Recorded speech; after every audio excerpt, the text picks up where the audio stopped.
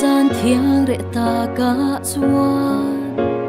ena alo thlenga vani te zai moi chuan la moi chu ron sai rem thu leng ro se ti lal te bai bu ki a phak na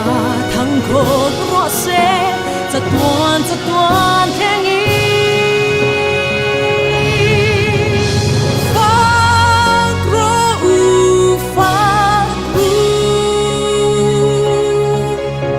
van cung khara ran hong ta nun na thar kan nei theina moi na nei lovi nang le ke min chan dam ta em van kher me ni ang le min mangai vanga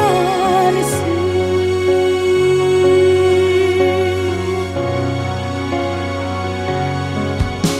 ran theng ta cross mo a chan ka chan dam tu ti nge min ma ngai le ke mi swal dum ber hi zan thiang lim chu tra na mu tra na chu lim na a phak na thang ko ro se cha tuan theng i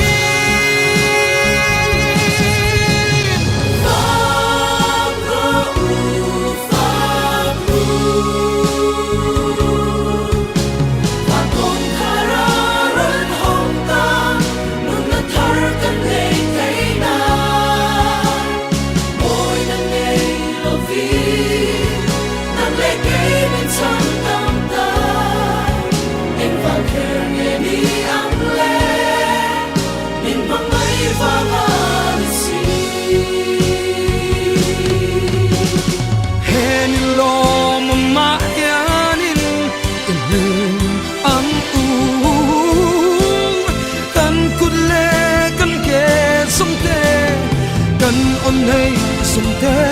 il ranen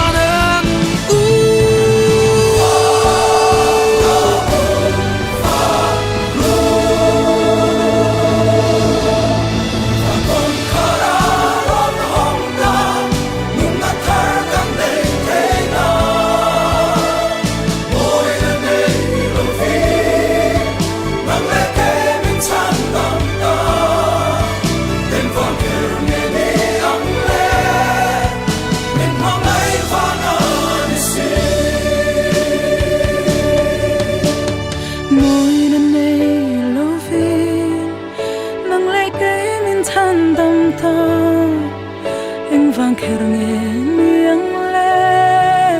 min hangai vanga ni si